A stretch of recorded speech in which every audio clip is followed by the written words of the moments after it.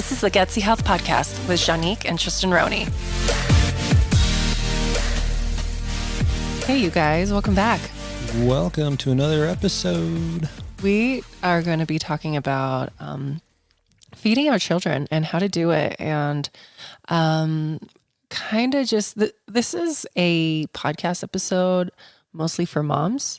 I get a lot of questions. Well, not mostly, but did you hear me gasp? Like, what? Like, no. So yes, especially around here in Utah, 90% of the time, 95% of the time, it's going to be the moms that are running the show. But if we're realistic, I guess these suggestions apply to everyone, right? Yeah. I mean, and depending on where you live, it's, you know, it could be closer to like 60-40. And there are a lot of single parents these days where even if you're the dad, you're in charge of it for at least part of the time, right? But, but I probably get like about 10 moms a week ask me like, how do I get to feed my kids healthy food? Like it is so hard and it's overwhelming and scary. And so I want to talk about that. I want to talk about that overwhelm, that, you know, that the frightening aspect to changing our lifestyles and changing our diets. So we're going to talk about that. We're going to talk about the problem, the cultural issues, because I'm always talking about cultural issues. And then we're going to give you guys some tips and tools that you can utilize and start using today even. And this one's important if you have children, even if you're not necessarily concerned about your children's health, but because it is incredibly difficult to change your own lifestyle if you've got children involved, because the children bring in the outside influence like nothing else can, right? They've got school, they've got their soccer games, they've got their karate classes and their church classes where all of these influences are being pushed on them. And then in turn, they bring that back to the household and the stress that brings on top of the stress that is already just a natural part of being a parent. It can be the excuse that too many people use to not change their own lifestyles. Yeah. So hopefully this episode and the next one, we're actually doing 2 this week, which is pretty exciting. Our bonus episode, we interview a couple of friends, Katie and Liza, and they are moms. So Katie has 6 children. 3 of them are triplets, and then Liza has 4. And we kind of talk about, again, culture, but their stories, their health history, their children's health history, and what motivated them to completely change their lifestyles from the standard American diet to a more Paleolithic, whole food, but with meat. Definitely, more of a traditional foods diet, which is generally speaking what we espouse, depending on your individual situation. But hopefully by the end of these 2 episodes, you will feel a lot more empowered to help your children turn around their diets. Exactly. And thereby make your entire household just healthier, happier, and more in line with what you want to be living. Yep. So let's get into it, you guys. Why is it so hard to feed kids good food? Because sugar is so addicting. It is the most addicting substance on the planet. So you're not just dealing with children that are picky eaters, because they're not. They're not picky eaters. They are food addicts. They're sugar addicts. So you are dealing with a tiny human being with an undeveloped brain who is a sugar addict. And that's the problem. So if you guys know adult addicts, it's hard. It's hard to deal with them. It takes sometimes hundreds of thousands of dollars to try and help them heal. And so this isn't what we are saying right now when it comes to little people, undeveloped brains, and food addictions. Like, this is no easy task. And we recognize that. And we want you to know that if you embark on this healing journey, it's going to be hard, but it's going to be one of the most liberating experiences and most rewarding experiences of your life. Absolutely. And so, okay. So food is addicting, and like, it's so addicting, adults can't even eat well. I mean, you can probably think of yourself at some point in the last year. Most people, some people have been disciplined for a long time, but most people, you can imagine your worst eating moment in the last year where you binged out on that food that you know is just terrible for you. Right. But in that moment, you could not help it. right? It was an overwhelming sensation of, I need this in my mouth right now. Mm-hmm. And that's how kids are all the time. All the time. And so, so if we can't even do it, how do we expect our children to do it? And we'll talk about things, because I promise you it is doable. You can train your children.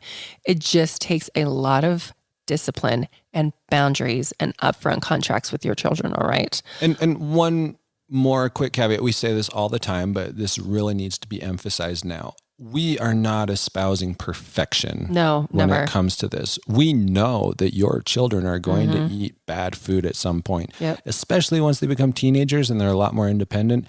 You lose control over most of their diet for 8 hours a day while they're at school or wherever else. And that's okay, because we don't need perfection. Our bodies don't require perfection. Yeah. They require like 80 to 90% good, and they can handle the rest as long as you're in generally good health. Right. And our children are very much the same way. In fact, they are so bursting at the seams with enzymes that they can afford to make even more mistakes than you can. Right. And thank heavens for that. Not all. Once again, if you've got health stuff going on, then that complicates it more. But the fact is that, yes, you can get away with some issues, right? Some imperfection. And that's fine, because what we're really trying to do is create patterns and traditions and habits that set a strong foundation for the rest of your children's life. Right.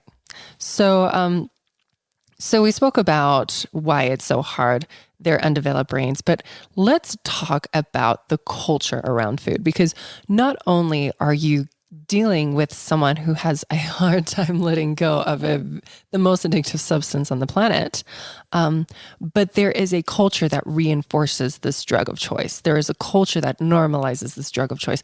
There is a culture that revels and glorifies in it. And how do we break ourselves from that? Because I have moms that say, I don't want to be that mom that has to always say no at church, at school, at play dates. And like, our culture has put us in this really awkward position where we are ashamed to say no. We are ashamed to put up boundaries. We are embarrassed to do that. And that is really messed up. Like, how did we get here? It is. It's like you have to choose between being a good parent or being a jerk, right? Or a bad parent and a jerk. I don't know how to do comparisons, but basically you lose no matter what you do. Right. Either you're the one who has to constantly be setting the boundaries, reminding the children of the house rules and confronting other adults, which is the worst. Or you let your kids eat whatever stuff they want and you pay the price later. Right. So it's really yucky. It's really sad. But like, let's think about it. Let's go back to like a day in the life of parents and children. You go to karate, they get candy. You send them to school, they do their reading, they get candy. Their snack time is candy. What else? They show up at church, they get candy. Sometimes you're literally walking down the street and a stranger will offer them candy. You pass a stranger and they get candy. And like, so let's put this in kind of a different context and let's say you are out, and I'll give the example of when we went to Tennyson school one day and Satori was throwing a fit. And the receptionist was like, "Can I give her some fruit snacks?"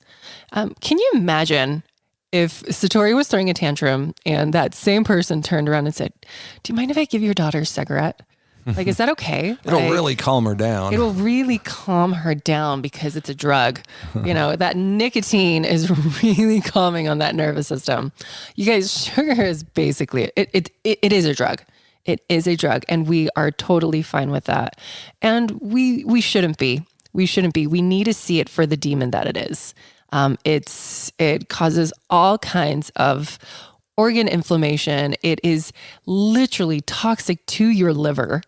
It creates obesity. It exacerbates inflammation. It exacerbates leaky gut syndrome.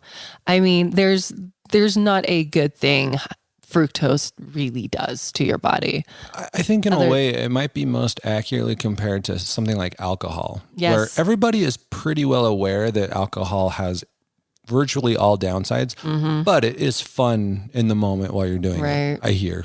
I actually literally just read a study where they were saying that they attribute 5.6% of cancers to poor nutrition.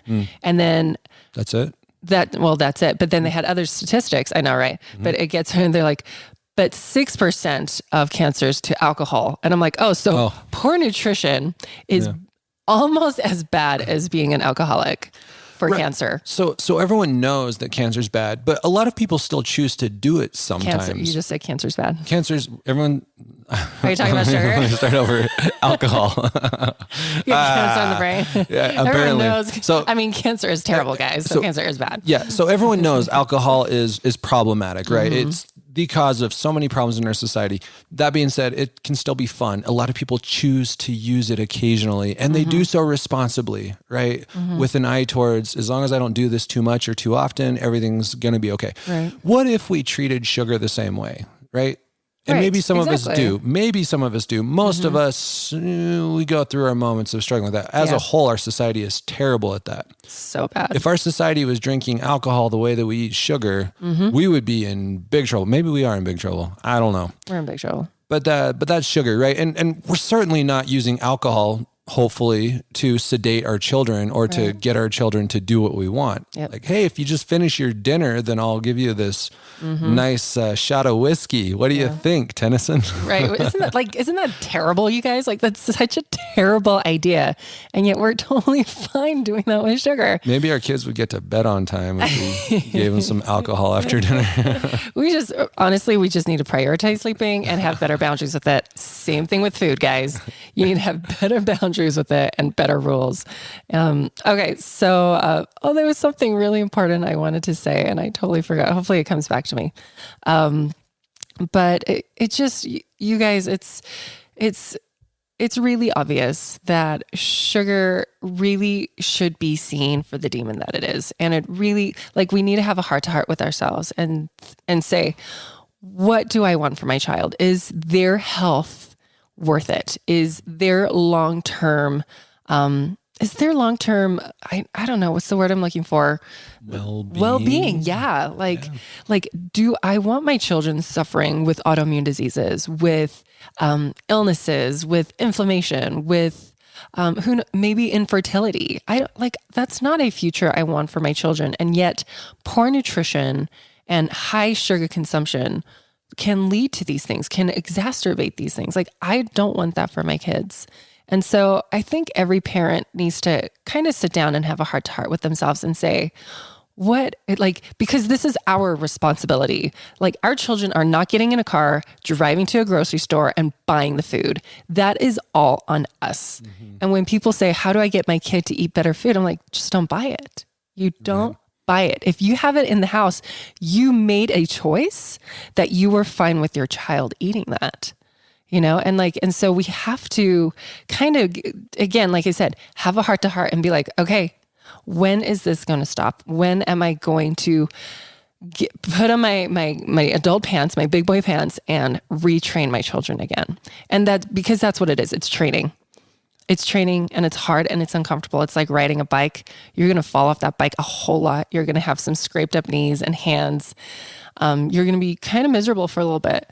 But then you start to learn to ride a bike, and then it's easy and it's just your new normal. Also, the process by which you give in to your child when they demand bad food is the same process going on in their brains when they're demanding the bad food. Right. Both of you have long-term goals that you would like to achieve, but short-term goals that feel more important because they seem more urgent. So with the kid, they might know that, they've been told they want to eat healthier and all that. But in the moment, all they can think about is, I want sugar and I want it now. And in that moment, all you're thinking is, I want peace and I want it now. Right. So you give in and give them the sugar so that you can get what you need in that moment, which is peace. And then you both suffer because of the long-term consequences. Big time. So before we go into how to feed kids healthy foods, I've brushed on this a little bit, talking about your why. And it's not just because I want my child to feel healthier. It's I want them to have higher quality life. I want them to have a strong immune system. I don't want them to have all of these strange diseases that we're seeing in our modern society. You guys, childhood allergies has increased by 30% since like the mid 90s. And then childhood cancers has increased by 32% since 1970. I mean, that's pretty significant. They're projecting that by 2030, 1 in 3 children are going to be obese. And these statistics, we shouldn't be fine with that. And yet no one in the media is batting an eyelid. No one is saying anything about this. Instead, we are we're doubling down, and we're glorifying our cookies and our sodas and our processed foods and our cereals. And I think this is why I've created all this Gutsy health stuff, is because I want to push back and I want to create a new norm. I want people to understand that what we're doing right now is not sustainable. It's not. Our children are expected to die at a younger age than us because they are more unhealthy. That the first time in history. That it's like this. All right. That's how bad things have gotten. Now, we live in the most technologically advanced, the most knowledge available society that has ever existed on the planet, right? We have access to all the information, and we cannot figure out how to keep ourselves healthy. Yeah. The harder we try, the worse things seem to get for us. So clearly our system isn't working, right? There are too many forces working against us. We've talked about the power of the marketers. Yeah. And the marketers are controlling way more than just what you see on the TV. Right. They're controlling what we believe about health. Totally. They are the reason that we think fats are bad for us, and that we think refined foods full of refined carbohydrates and sugars are good for us. And that we think that medicines are the magic pill to every issue. Yeah, they are the reason that we believe we can get away with all kinds of bad behaviors as long as we just take the right pill when the doctor tells us what's going wrong. But as most of you who are listening know, that's just not true. Like, you take a pill and you need another pill for the side effects, and then you need another pill for those side effects, and you're just stuck in this loop of medication and medication and medication. Again, the stats speak for themselves. We are not only not living as long as our parents, but we're sicker earlier. And what's interesting is we are taking more drugs than ever, more prescription drugs than ever, and we are still, like, we're getting sicker. So something is broken. Something's broken. But we all know that. And the reason why you're listening to this still is because you know that, and you want something different for your family. And you are sitting here going, okay, tell me, what do I do? Okay. So this is what you do. This is what we did with, should we tell about our son, Tennyson, I guess? Okay. Yeah. So we, when he was young, we started him on eating vegetables and eggs, and he did great, and he was a really good eater. And then I got lazy, and then he started eating fries and chicken nuggets. And then Tristan got diagnosed with cancer, and I was like, okay, everyone needs to change their lifestyle now.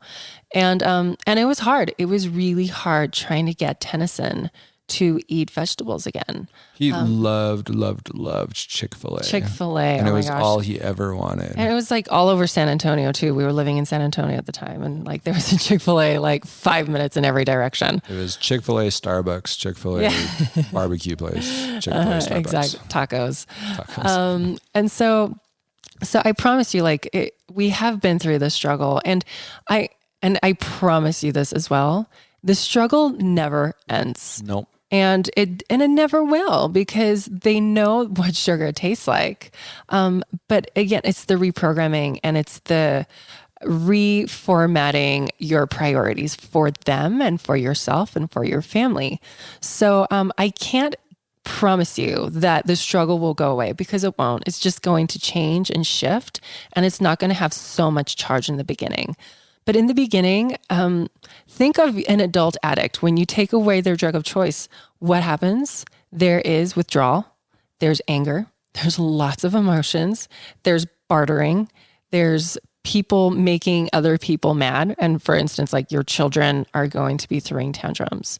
And the best thing that you can do as a parent is just kind of hold your ground in the most loving way and just kind of be like, I'm so sorry you're feeling that way, but this is how it is. So what I like to do with, what I like to explain to people, and I try to do this with clients as well, but especially with children, you have to have like an upfront contract and explain to them, like, let's say you are on the standard American diet right now and you're thinking, you know what? I need to change now. Like things need to change. And we're going to do this. What I normally tell everyone is have a family meeting, sit down, and then educate them and say why these changes are happening. And you don't never use shame. Shame never propels change. Not a good ever. idea.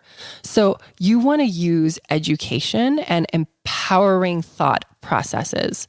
So every time I introduce a new food to Tennyson or I try to get him to eat something, it always goes back to this food builds your body and makes it strong. It helps your body fight off bad viruses or bacterias. Like this body or this food will help you feel like Superman or be as strong as Batman or be as flexible as Spider-Man. Do you want to feel like a superhero? Now, a lot of you guys are like, well, I have teenagers and obviously I can't talk like that. And we'll talk about teenagers in a little bit. But you always want to use education.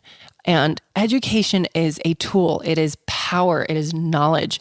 I think our son has more body intuition than most adults. He said something really interesting yesterday. He said, Mom, when my brain is tired, I just feel like a crazy person sometimes. And like, I don't mean to take it out on you. It's like, I just can't control it. And I thought that was really wise. You know, I was like, whoa, like you are really, really owning your thought processes and what your body is doing in this moment. And that was really intelligent of him. That was body intelligence. And so we want to instill this in our children. Because they're not just a mind or a soul. They are a body too. And when you can kind of introduce all three of them together, then they can be intuitive and they can understand why their body is reacting the way it is. Oftentimes Tennyson will link a symptom that he's having to something that he did the day before or something that he ate. Like he can see patterns in his lifestyle and he can see how his body reacts to those patterns. And that is not an accident, by the way. No. We have been working with him on this for a long, long time. Very long time. We have conversations all the time about, hey, what's going on right now? What do you think might have been the cause of this? What can we do about this? Right. And it is just now starting to pay off and him really catching on to it and internalizing it. Yep. And another part of this education process, you guys, buy them books about anatomy, buy them books about physiology. And they have so many incredible children's books that Tennyson loves to read. I mean, he loves to read his dinosaur books, his rock. He's really into like stones right now and gems. Yeah. And then his body books, like he loves his body books and he loves learning about the body and he's always asking questions. And so education is power. And so when you are talking with your family, when you're talking with your little kids, like I said, have that meeting, sit them down and say, this is what we're going to do. We're going to keep educating you guys. We want to teach you how your body and the food you eat are so interconnected that you can't escape it. And I want to teach you to be an expert on your body. And while we're on that topic, the very same thing applies to you. Because I don't know where you're at in terms of your own body awareness or your general health knowledge, but I can guarantee that if you are modeling a curiosity about your body, modeling a transparency and openness about what you're experiencing, that will show for the kids and they will catch on to that and they will start to model that. Yep. And by the way, when you're in those rough moments, your kid's throwing a tantrum because they want candy and you're trying to feed them kale, you are going to need so much self-awareness not to lose your mind. That's so true. And it is a meditation of the most intense kind to stay centered, stay grounded, hold your ground, and not either start screaming or give in and say, fine, here's ice cream instead. Right. So everything that we're talking about with helping your children actually applies to yourself just as much, if not more so. Absolutely. That takes me to my next point, which is monkey see, monkey do. You have to model for them what their relationship with food is. If you have an unhealthy relationship with food, that's what they're going to see.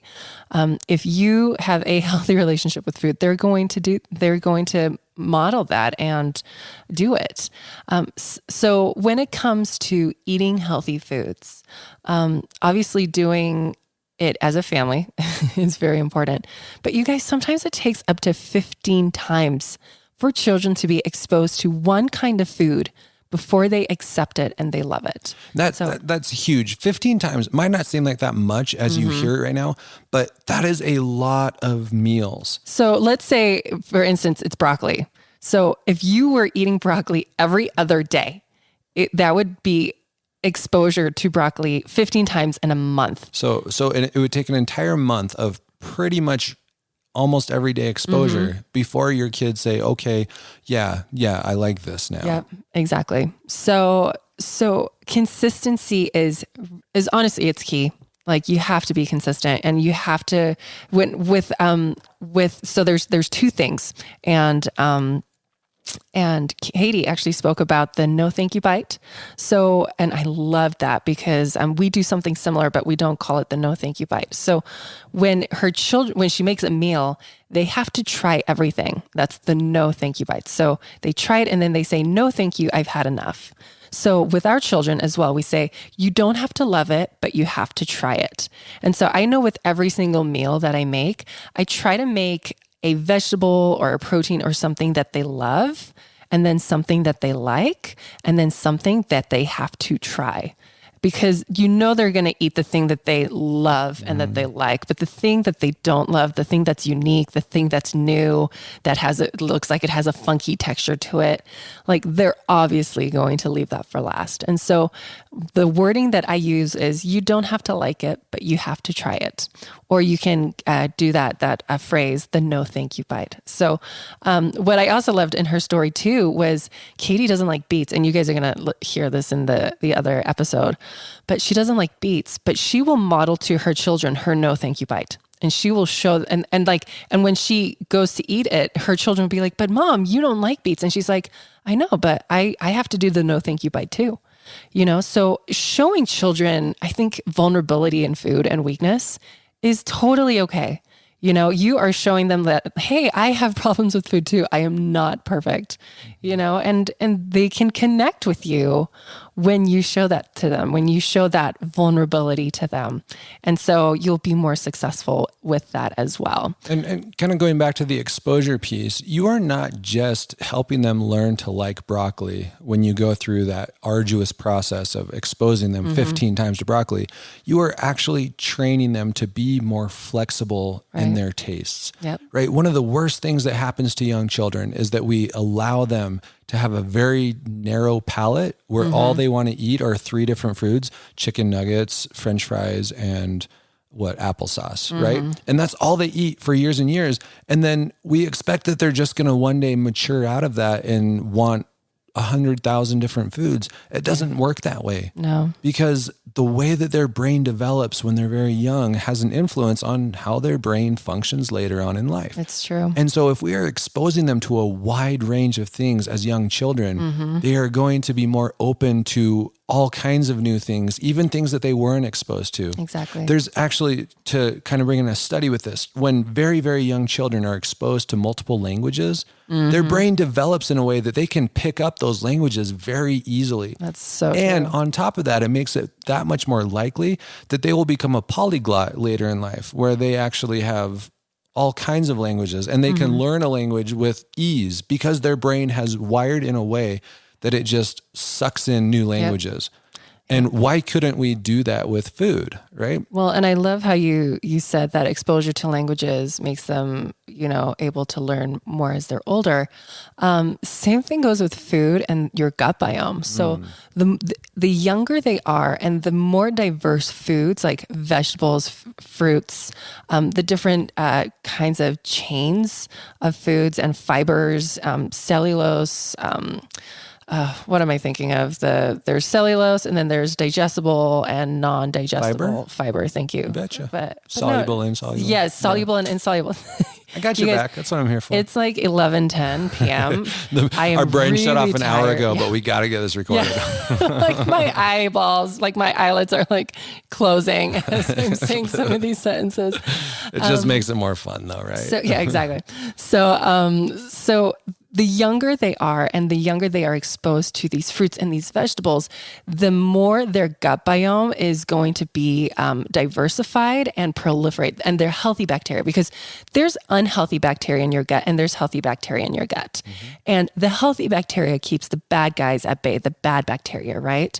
And so so what feeds the good bacteria? It's the soluble and insoluble fiber. It's the fruits, it's the vegetables that feeds the good guys. So when they are young and you're nurturing the good biome, that is just going to propel their immune systems forward for their entire lifetime. So I think I posted this on Instagram like a week ago that showed that eating healthy in your teens, or the food that you ate in your early years, like your teens, affected your health decades later. And so what you're doing right now as a parent is you're not just feeding them today, you are investing in their health for the rest of their life.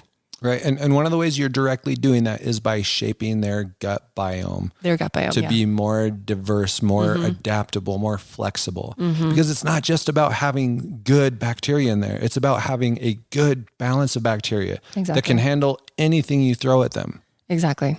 So we're going to talk about feeding babies in a little bit, but let's finish things that you can do for your children now. So we spoke about the monkey see, monkey do. We spoke about the upfront contract, exposure therapy 15 times before they accept a food. By the way, that also applies to you as an adult. Exactly. So if you happen to be like Katie and you hate beets, just do it 15 more times. And then you'll probably accept it. I have never had a person come to me, because a lot of people are fussy. I was fussy. Oh my gosh. When we were first changing our nutrition, and you'll hear this in the other podcast, like I went to the store in secret and bought candy bars and would eat them in my car and then throw the wrappers away in the trash outside so nobody saw the candy wrappers. So much shame. And but I wouldn't do that now because I just don't crave that food. Like your body adapts, your gut biome adapts. Like if you are feeding the bad bacteria, the bad foods, they are going to make you crave bad foods. So how do you switch that? You feed the good guys. And then you start craving the food that the good bacteria wants. And so I've never had a person who has changed their lifestyle and has said, I still hate this healthy food. Like it is still disgusting to me 6 months later. Not one person has come to me. They first say, in the first month I had headaches. I went into withdrawal. I hated life.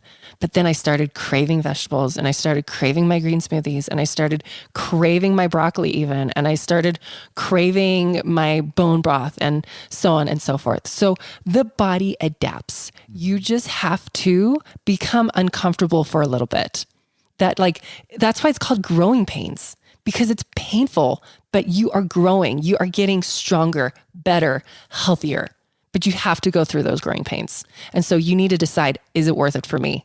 As like a short-term uncomfortable moment where I'm miserable for long-term health, happiness, vibrancy, clear minds, clear thoughts, less pain in my body, better immune system. So basically 2 things here. One of them is be very clear on your why, right? Yes. Juanique already talked about the why with your children. This applies to you too. What is your why? And if it really is so important to you, then go back to that every time you find yourself struggling and remind yourself why it's worth it for you to put up with this discomfort now so that you can be better later. The other thing is meditation. I mean, I think we talk about this every now and then, but meditation is so important because it trains us to tolerate what was previously intolerable. Totally. We are actually challenging our Gutsy Health members to meditate this week. We sent them a link to a meditation app and we said, okay, 5 minutes a day, like we're going to check on you in a week. Did you guys hear meditation? Like it is so important because it really so stress actually spikes your cortisol, which increases your hunger because you need calories to feed your body that's supposed to be flying away or like running away from a lion, right? So what happens when you're stressed? You crave sugary things and carby things. But guess what? We're not running away from lions. We're sitting at a desk in front of a computer or in front of a TV or in front of our cell phones. So we're not utilizing those calories. So they're being stored as fat. And so, and then we also have inflammation too, because of the high cortisol. And that's the hormone lecture for another day. But back to foods and back to what we need to do with our children. You guys, the next point is you need to have clear boundaries, expectations, and rules around food. Okay. It's the same thing as when, like, moms right now, what time is your children's bedtime? Think in your mind and you set a number. It was 7 p.m., 8 p.m., 9 p.m. Okay. That's an expectation. That is a boundary that you have enforced because bedtime was really important to you because you want mom time for them, like for yourself. So that was something that you reinforce every single day. Moms, do you force your children to do homework? Most of you are saying yes. They have homework. They are expected to do it. They are expected to go to school. They are expected to practice piano if they're in piano. If they are doing sports, they are expected to go to the practices, to go to the games. If they're not even playing, they are on the sideline cheering their teammates. These are these expectations. These are these clear boundaries. And those expectations and boundaries are just as important around food, just as important. Now, you don't have to be overly controlling, but you can have these gentle boundaries where you say, when you're at home, you eat this way because it's healthy, because we're nurturing your gut biome, because we're building healthy bodies, because these are the strong building blocks. Do you want a strong body when you're 50 or 60 or 70 or 80 or 100 and so on and so forth? So create your boundaries now. Create your rules. Let them know what they are. Because sometimes children don't understand, like, especially when you're making such a drastic change, they don't understand. They don't understand fully. So you need to make it crystal clear. You have to mimic it to them. You have to model it to them. And then you have to explain it to them why. Show, tell, do. Exactly. And, all right. And by the way, this is not always easy. Depending on how old your children are, you're going to fail at explaining to them in a way that they understand. And that's okay because you're actually just doing the process of being open and transparent about this is why things are the way they are. Yep. And they might still throw a fit. They might still have their tantrums and refuse to play along with it. But over time, you're going to get better at that. They're going to start listening more as long as you are also listening and making it clear that you understand their experience. Yep. And it gets so much better. Yep.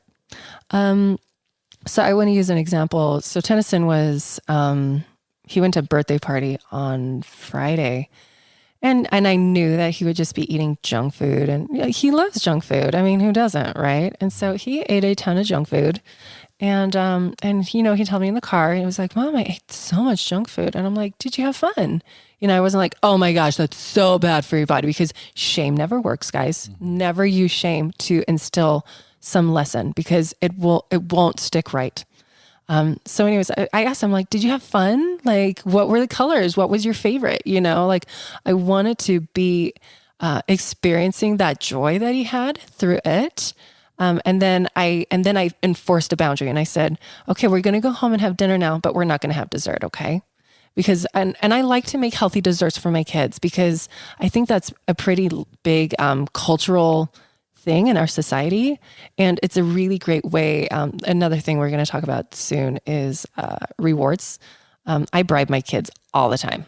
It works, but I bribe them with healthy things and I bribe them with good things, like like healthier desserts or, stickers or crayons or. Now that we've trained our kids a little bit to like healthy things, we can do healthy desserts and that works as a bribe for them. But it didn't always, because there was nothing healthy that they were open to. And at that point, we did have to use non-food things as rewards, which actually is not a terrible idea, except that it did lead to a gigantic amount of clutter in our house. Yeah, that's true. So we had all kinds of cheap little toys that we were using as the kind of rewards for things. And now it's a lot easier because we can give them some like really healthy peppermint patties and they think it's the greatest thing in the world. So, and it's also healthy for them. My peppermint patties are amazing. Yeah, they're really good. And the kids will and they'll have one and they're like, can I have another one? I'm like, absolutely. There's no sugar, and so they're like, oh my gosh, life is so good. I'm like, life is so good. So back to, what was I talking about before the reward system? Well, you were talking about the birthday party. Oh, the birthday party. Oh, yeah. Expectations, not shaming. The boundary was, I was like, okay, you've had all your, and we had a discussion because he was like, I had so much sugar and he knows how much I hate sugar. I'm like, okay, that's really great. But that we're just not going to have any dessert after dinner. Like, you're going to have to eat all your veggies. And so the expectation and the boundary is, if you eat a lot of sugar, then you have to make up for it by eating a lot of vegetables, like no ifs, ands, or buts. Like, if you have space in your belly for sugar, you have space in your belly for vegetables. I had a parent, this is actually really interesting. And the idea that I got this from was, I think it was Gandhi, actually. And because Gandhi had a mom come up to him and was like, you need to tell my child to not eat sugar. And so he said, okay, bring that child back to me in a month. And the child came, and the mom, I think maybe I'm getting the story wrong. You've got it. And so they the came mom back comes a back month later. And so he says to the mom, he's like, I had to go off sugar first before I could tell your child this. So he went off sugar for an entire month and then he could tell the child that, and so when people are like, well, should we have these unrealistic expectations? I'm like, absolutely not. Like, I even like unhealthy things, So a lot of people think I'm a purist and I'm absolutely not, but I do believe in an 80-20 rule where it's 80% good foods and then have your fun 20%. You know what I mean? And I would say 90-10, but. So for people that have like autoimmune issues, like severe health issues, like there's very little leeway to cheat. And so, yeah, you really have to up your ante. But for the average Joe, if you are just trying to incorporate a healthy lifestyle, 80-20 is going to be okay. But again, if you have massive health issues, you need something a little more stringent. So anyways, I had this mom come up to me and she was like, can you tell my daughter to not eat all these junk foods and tell her how bad it is? And I said, no, because when you have this scarcity mindset, it creates the opposite effect where you just want it more and more and more. It's like the forbidden fruit. So I told her, I said to this daughter, she was like 13 at the time. I said, hey, when you have your 8 servings of vegetables a day, have your bowl of ice cream.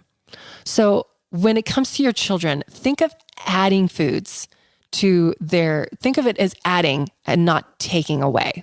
All right. So if that's a reward system that you have to have in the beginning, where your child has to eat X amount of veggies a day or X amount of green smoothies or whatever, and then at night they can have like their small treat or something, then that's fine because they are getting the vegetables in. All right. And you can also make that a progressive thing where initially, it's a bowl of ice cream, but then down the line, as they get more accustomed to the healthy food, you cut it down to like a cup of ice cream. Right. And then it's, almond ice cream instead. And then it's a sugar-free, whatever kind of treat, right? And then it's my peaches and cream recipe that's made from coconut and cashews and dates. Exactly. And the idea is that you are gradually retraining your body and your mind to like these good foods. And so it's okay if you are in a compromising situation, if you're kind of giving a little bit, even if it's not that great, because the last thing you want to do is create a shame situation where your child still wants those bad foods, but they have attached shame to it. Yeah. So they do it in secrecy instead. Right. Right. We know so many people who so well-intentioned tried to teach their kids healthy habits. And in the process, they actually turned it into a situation where their kids were hiding candy under their beds, right? Yeah. Or in the pantry, and they would eat it in the middle of the night. And that's just awful. Not just because they're eating the bad stuff, but because the shame that comes with that creates so much negative chemistry in their brain and in their body, in addition to the sugar. Yeah. So when you are reinforcing, when you're making these boundaries and these rules, when you're reinforcing them, make sure it's coming from the right place, not shame, not anger, like that there's no emotional charge, like use language like, I'm sorry you're sad about that. Like, do you want to talk about it? Do you like with Tennyson tonight, we still have arguments with our kids, not arguments, but like, Tennyson, we made soup tonight and it had the kelp noodles and the homemade bone broth, and I had cauliflower and onions in it, and he called the onions crunchy. He's like, ew, they're crunchy. And I'm like, I'm sorry you're having a problem with that. When you're ready to eat it, let me know and I'll help you with that. So he took like 5 minutes to work it out with himself, and then he was like, okay, Mom, I'm ready. And so I helped him eat his food, you know what I mean? And so just give them space to not be happy, and create a safe space for that too. Create a safe space for them to process that, this isn't candy, but then he ate his whole bowl. And when he was finished and then he came for another bite, I'm like, you're done. And he's like, what? That's it? I'm like, yeah, you had a big bowl of basically, vegetables, good job, So, again, it took us years to get to this point, Some days are going to be harder than others because kids fluctuate just like you and me. I mean, some days I love my veggies and some days I hate them. Some days I'm happy and some days I'm sad. Some days I'm not emotional and some days I am. Kids are us times 10. So they are going to have days where they are eating like champions. And then they're going to have days when they are just craving all the junk food and they are going to tear the city down because they want to get it. All right. So those are my tips that I put there. One more. Can I give one more? I have another one too, but what are you going to say? Okay. I'll do mine and then you do yours. Yeah. So when you are educating your kids, the temptation is to wait and educate them when you want them to do what you want them to do. So while you're sitting at the table and they're saying no to your food, then you start going into, the reason why you need to eat healthy is because your body, blah, blah, blah, blah, blah. Fine. If you need to do that, you can do that. But the most effective education comes when everything is going really well between you. Yeah. When your child eats healthy, then educate them on what they just did for themselves, because that is so rewarding for them. It lights up all those reward centers in their brain and makes them go, wow, this is good for me. And they start to develop that positive association. Yeah. Or even when you're not even doing anything with food, let's say they're talking about their body for some reason, and you can say, oh yeah, that's so cool that you can do that. Can you imagine how much easier it would be to do that if you had all these vegetables going in to create muscle?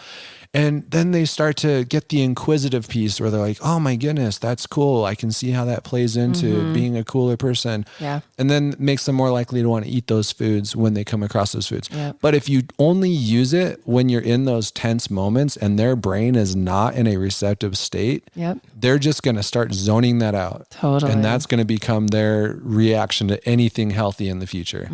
I think that's what happened to some people in your family, actually. Oh, really? They got so much of the kind of the lecture mode of it that they never really, they just learned to zone it out, right? Yeah, and it took them decades to kind of come back around and say, okay, maybe there's actually something useful here for me. Yeah.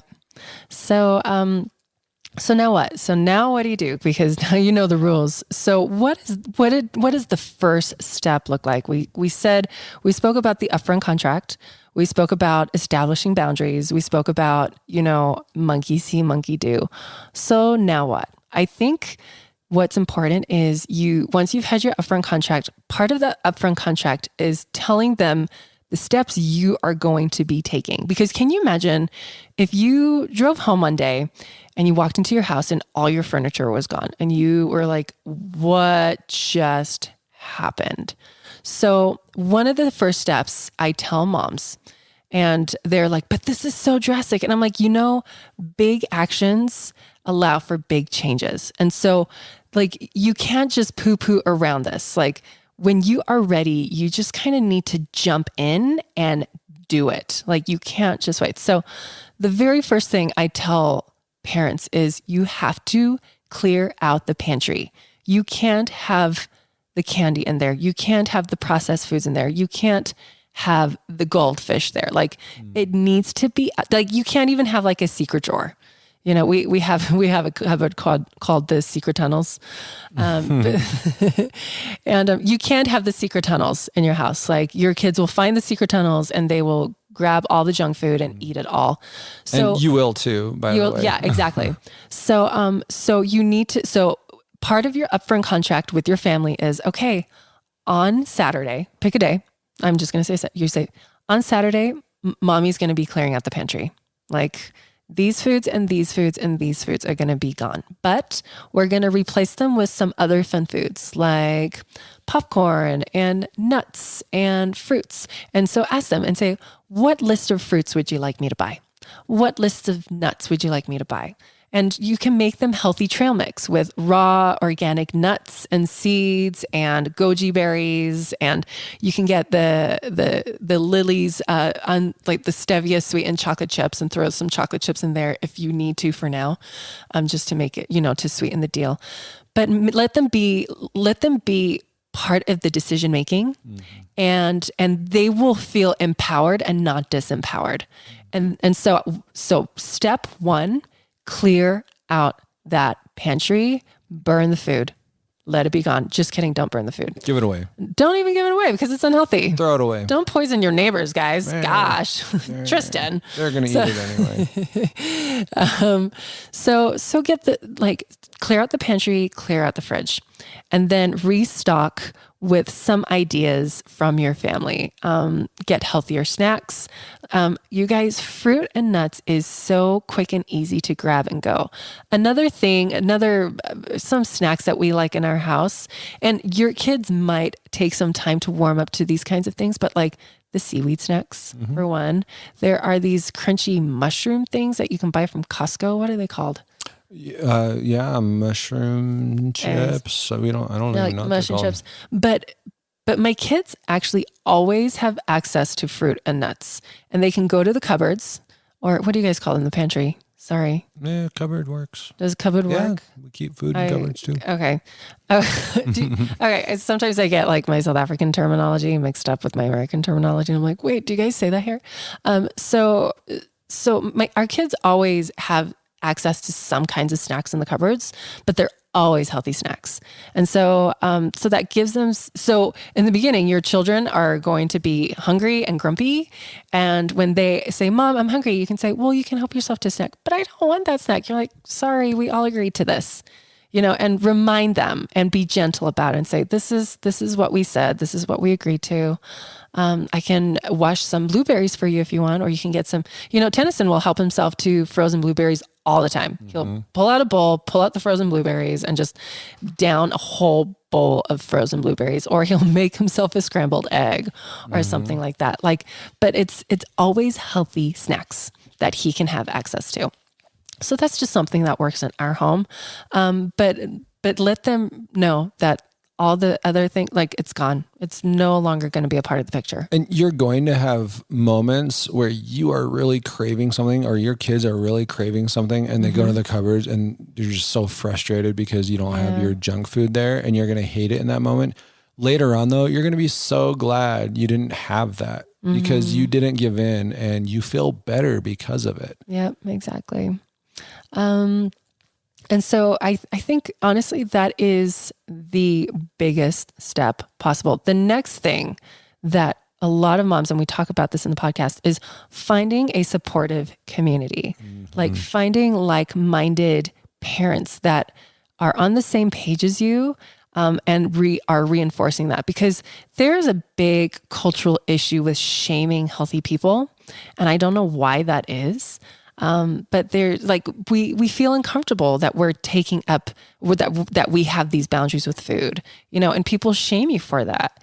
And so when you can find like-minded parents and families that eat the same way, it just makes this so much easier.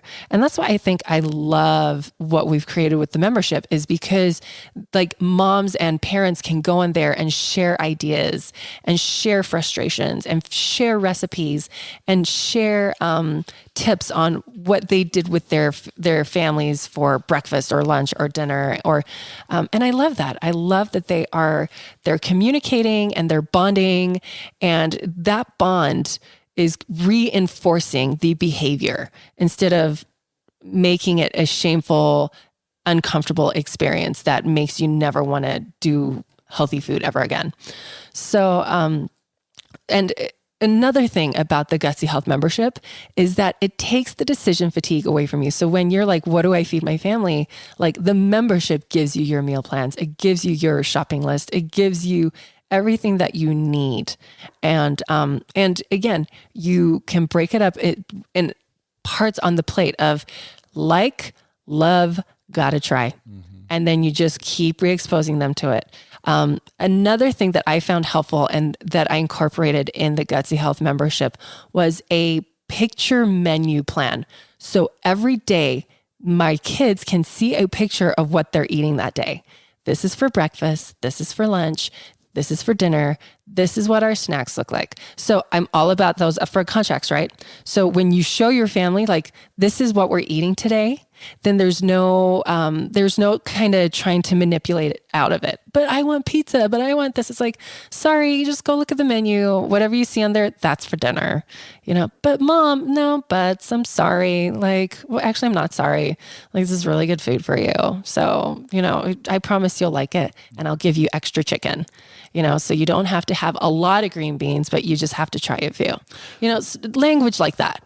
The one thing we can't take away from you with the program is that initial adjustment period that goes on in your mind and in your emotions, because it is, we talk about this in the other episode too, but there's a grieving process that goes into giving up foods that you have a lot of emotional attachment to, even though they're really bad for you. Yeah. And that's going to happen for you. It's going to happen for your kids. And there's just a getting used to period where you're prepping food and it's not the usual stuff that you know and love, and it makes you sad. Yep. And we can't take that away, but we can promise it'll go away. Liza in the next episode, she uses such beautiful language around this reprogramming and creating a new baseline, a new normal, and how in the beginning that is hard, and you're mourning, your old life, but then you're celebrating a new life.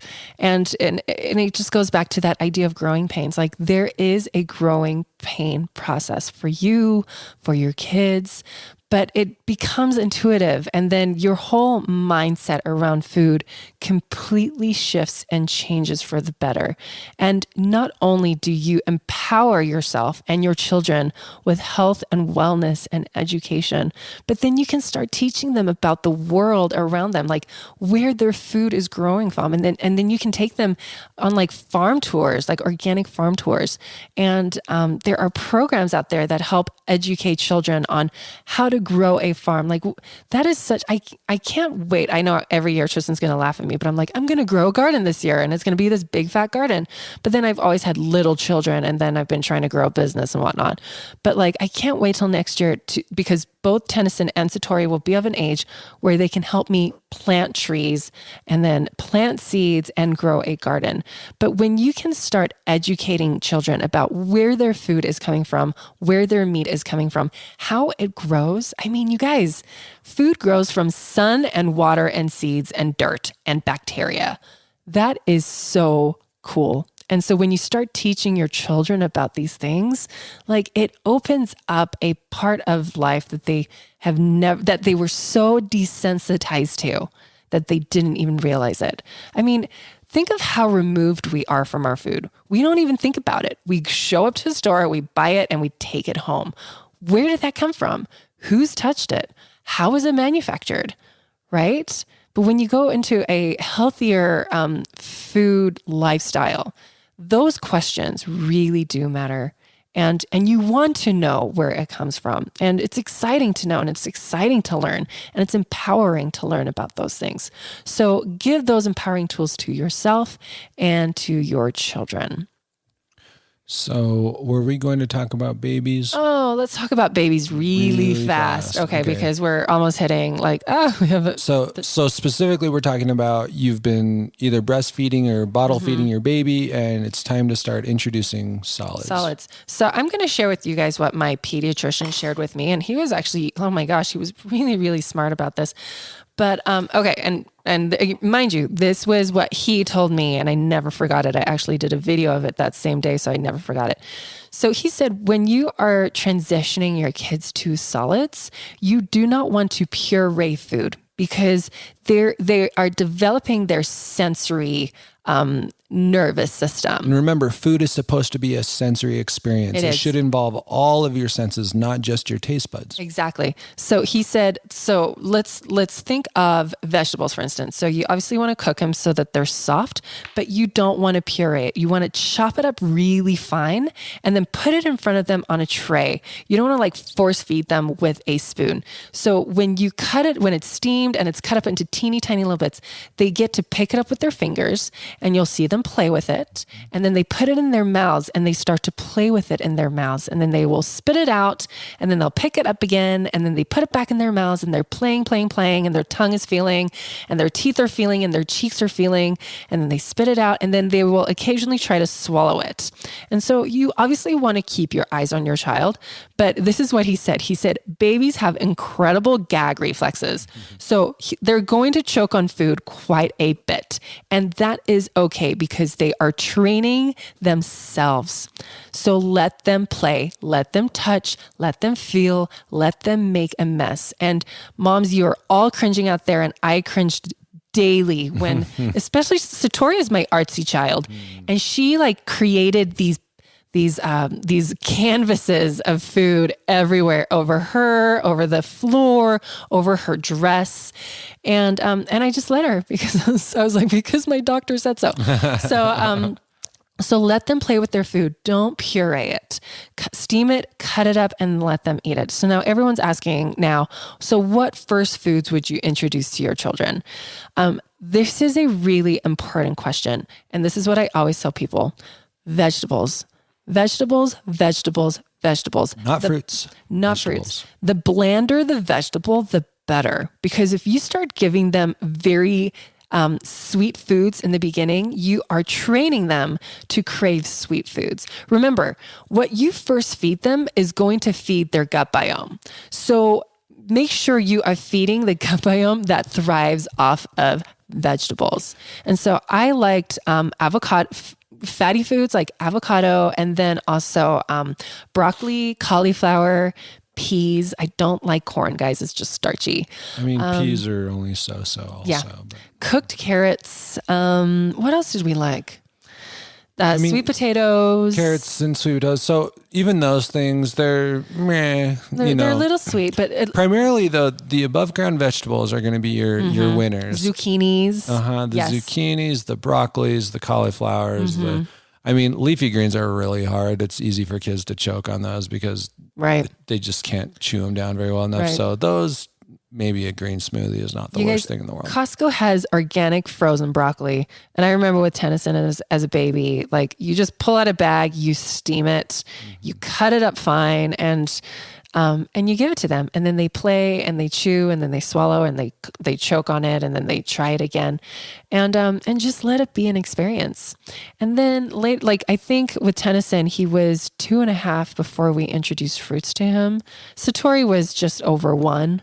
When we introduced fruits to her, because she was watching Tennyson eat fruit. And so she wanted to eat fruit. And I think even to this day, she has more of a sweet tooth than Tennyson. And I think it's because she was introduced to fructose at a younger age. Yeah, that's just my theory. But compare that to what typically happens, where baby's first food is probably applesauce or banana puree. Right. And they get rice cereal to kind of break their teeth on, right? And that is how their taste buds really start to develop once they're weaned off of the bottle or the breast. Yep. And imagine what's happening to their gut biome. Oh my When all gosh. they're getting is this really sugary, Yes. high fructose garbage, right? Mm-hmm. And what we try to do, we're not perfect. We certainly gave our kids stuff that they probably shouldn't have had every now and then. But the fact is that they did a million times better than average. True. And that has made it a million times easier than average for us to introduce them to better foods now and to kind of keep those patterns going. Yep. And again, like because both of our kids were exposed to different types of textures of food, they have never had an issue with like gagging up food. Mm-mm. Like they have tried everything and they've never once thrown it up. Whereas you come across these children who were raised on pureed foods and sippy pouches and stuff. And they just, their tongue touches a tiny piece of broccoli and they're throwing up everything. Mm-hmm. It's because they never developed that sensory processing in their mouth. That is so important. And our children are missing that. And now that's why they are living on a diet of fries and chicken nuggets and soup, like soupy soup that's blended because they can't do the textures. So we're not helping our children with that. Okay. Last but not least, you guys, there is a documentary on Netflix called The Magic Pill. And it talks, it's fantastic, but there is a story of I think she's like 4 and you see the food that her parents fed her, and she has like multiple seizures a day. So there's developmental delays with her and sensory processing issues. And so what they do is they revamp this family's nutrition, and you see how she completely changes, but you also see the struggle and how these parents wanted to just give up and die. And then the story that they tell is just the most beautiful thing. I got goosebumps, and I'm not going to give it away, but I want you to go and watch it because you are probably listening to this podcast and you're saying, this is impossible. Mm-hmm. I want you to go and watch The Magic Pill and see for yourself how this is so possible. Okay. This can be done. If that family could do it, you can do it. You got this. You do. You do. It takes 4 days to start shifting your microbiome. That's it. Just 4 days. You just need 4 days to cut out some bad food. And then things are going to start shifting and changing for your good, because you deserve it. You deserve healthy food. You deserve healing. You deserve to not be trapped in a body that doesn't work for you. I can't think of anything worse than being imprisoned in a body that can't function properly, that's full of pain or arthritis or some kind of autoimmune disorder. So do this for yourself and do this for your children, because they deserve to live a vibrant, healthy life. And I think that's it, you guys. I think I covered all of my bullet points. Yep, that'll do it. There you go. Yep. Thanks for listening. Well, hopefully you learned a little something about how to help your children make the transition, mm-hmm. and therefore how to help yourself make the transition to a healthier lifestyle. Yep. But definitely check out our next episode coming in just a couple of days, where we talk about some real life examples. Yep. With Liza and with Katie, and they've got some really incredible insights to share. So you'll love it. Thanks, guys. See you next time.